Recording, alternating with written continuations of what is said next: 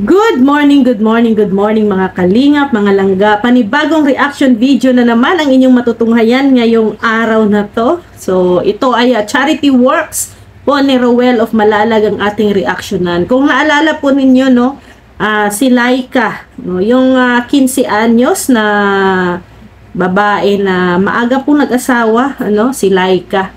Ito ay scout po ito ni Marius Vlog, no. Pasuportahan din po ninyo ang channel po ni Marius Vlog, no. Isang masipag na scouters natin sa Team Kalingap. So, ito mga Kalingap, pag-usapan natin at kung paano natin matulungan si Laika at ang kanyang pamilya, no. Si Laika po ay may dalawang anak, no. Nag-asawa siya ng 15 anyos, no? Yes, yun naman ang sabi niya. So, napakaaga, no? Grade 9, no? Hanggang grade 9 lang ang ang kanyang natapos, no? Pero, tapos nag-asawa ng maaga, no? Na in love ng maaga. So, kaya ito ang kanyang buhay, no? Ngayon. So, ang kanyang mister ay isang construction worker, no? So, alam nyo naman, no, mga kalingap, mga langga, no, na ang pagiging construction worker, no, ay hindi po madali, no. Syempre, pag sabing construction worker, ang salary, no, napakababa lang din, no. Sabi nga po ni Laika ay ang salary ng kanyang mister ay nasa 2,700 a week, no. So, 2,700 a week. No, lingguhan. So, kasi, lingguhan siya. No, lingguhan ang kanilang sahuran. No, okay naman yun. So, doon ni Laika kukunin lahat ng budget. No? So, may dalawa siyang anak. Medyo maliliit pa, ano? So, bigas, pagkain. No? Wala naman yata silang kuryente doon. Ano? Yun lang ang kinalang then syempre yung pang-araw-araw no ng kanyang mister, pamasahe, pagkain, 'di ba? Doon sa trabaho. So sakto lang no, yung 2,700 sakto lang po talaga 'yan.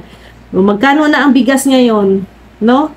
Gaano na ang bigas, ang mga bilihin, no? Nagsimahalan na po ngayon. No? Kaya totally budget talaga ang gagawin ni Laika dyan, no? Sa 2,700 ang lingguhan, no? Nasahod ng kanyang mister, kailangan niya talagang todo budget. Sabi naman ni Laika, no? Kinakaya naman, kaya naman nila, budget lang. Yun, tama yung sinabi niya na gulay-gulay. So nakikita ko naman doon sa kanyang area, medyo malawak yung kanyang area, no? Kahit na hindi niya lupa, pero siguro pwede naman siya magtanim-tanim doon at pansamantala, no, temporary habang doon sila nakastay sa area na yon, no. Pwede siya magtanim ng mga gulay, para may mga pangtustos naman sa mga pangangailangan nila.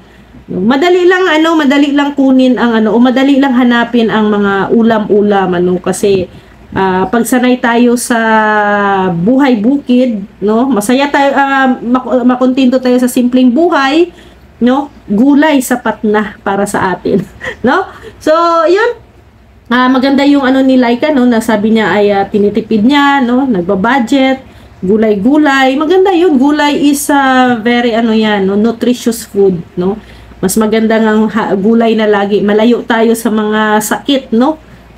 kaya maganda yan, maganda. So yung bahay nila mga kalingap, nagulat din ako. Pero actually naman na sila, parang hindi naman na talaga nila natirhan yon, kasi parang sa labas, no, nakita nyo yung sa labas may doon, may isang kubo doon na sila nagstay, no, naglagi. Pero yung kanilang lumang kubo, no, yun kasi ang na-picture. So na talaga yon, hindi na safe, no? Hindi na siya safe na tulugan or stayhan pa ng tao doon, no? Kasi naku po, sobrang delikado, no, na stayhan doon. So makita mo po yung bubong, butas-butas na, halos wala nang doon, no? Halos puro butas na talaga yung bubong ngayon. Then yung tawag nito, yung poste, no? Yung poste ng bahay nila ay na din, hindi na safe Kasi ano na, napaka ano na talaga, sira na, no?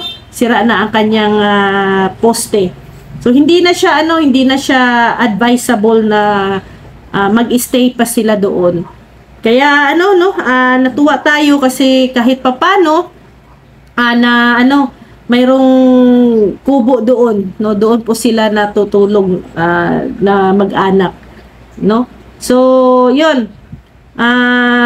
Tinanong pa nga siya ni Ruel kasi syempre sa early kasi siya nag-asawa kung ano daw, kumusta, kung nagsisi ba siya or hindi, no? Sabi niya naman ni Laika ay hindi naman daw siya nagsisi, no? Hindi naman dapat pagsisisihan ang mga gano'n, ano? Kasi ginusto mo yon, choice mo yon, pinili mo yon, no? Kailangan panindigan mo, no? So kaya nga sabi kailangan sa mga teenager ngayon, no, sa mga kabataan ngayon, ang pag-aasawa po ay hindi po madali, no? Isa ito halimbawa si Laika, no? Example niyo po si Laika, anong naging buhay niya ngayon, naaga siyang nag-asawa, no? So ito po yung buhay niya. Swerte-swerte lang if kung yung magiging asawa mo may kaya sa buhay, pero what if kung wala din, so it's din ito, good example din ito, no? Para sa ating mga kabataan, no, mamulat din na hindi po biro, no, ang buhay mag-asawa, no? Hindi po yan na parang kanin na pag once napasok ka, no, pwede mong iluwa. Kaya dapat pag-isipan po ng 100 times ang mga consequences na dapat mong pasukin. So, yan si Laika ay naman, masaya naman siya, no? Masaya naman ang buhay nila, no? Makikita mo naman. Yun nga lang kulang lang po talaga sila sa finances, no? So, financial lang talaga kasi hindi naman po talaga sapat, no, ang tawag nito, sahod, no, ng kanyang asawa. Kahit sinong babae, no, pag once na or kayo ang mag-budget, no, nahihirapan po talaga kayo. Pero sa ating mga babae kasi it's parang tayo malawak yung ating pag-iisip in terms of budgeting. No, in terms of budgeting, no, kaya nga sa atin, no, sa atin na mga Pilipino, yung mostly sa tradisyon natin, ang humahawak po talaga ng pera ay ang babae. Budgeter po ang mga babae. Sila po yung auditor, no, cashier, secretary, no, ang babae. Kaya hindi po biro, no, hindi biro ang mag-budget. Naku, sakit sa ulo ang mag-budget. May isa pang problema dito, no, sa case ni Laika kasi po yung area nila ay hindi po nila lupa yon, no? Kahit na gustuhin man ni Ruel na ipaayos, no, parang 50-50, no, nagdadalawang isip si Ruel. Pero alam nyo, pwede naman yun, no? Siguro light materials lang. Then bago ayusin, kausapin muna talaga clearly, no, na malinaw yung may-ari ng lupa if okay ba or hindi. Then para kahit light materials lang, no, para sa mag-anak, kahit maliit lang, no, na kubo, no, wala naman yun sa kanila, sapat na para lang naman maging komportable. Hindi natin hindi natin for Laika at saka sa kanyang mister, no. Ito ay tayo dito. Maaawa tayo sa kalagayan ng mga kabataan, ng mga bata, no, yung dalawang anak ni Laika. Doon tayo maaawa, no. Kasi syempre mga kalingap, mga langga, no, yung mga anak niya ay lumalaki, no, lumalaki po, no. Lumalaki din ang gastusin, syempre. So hindi natin, parang masakit po sa puso, no, na makita na habang lumalaki yung bata, no, yung anak nila, namumulat din po sa ganong klaseng buhay, ganong bahay, no, namumulat sa talaga sa hirap ng buhay, no. Kaya ito sila ay kailangan din po talaga ng tulong, no. Alalay, no, alalay lang tayo, alalay.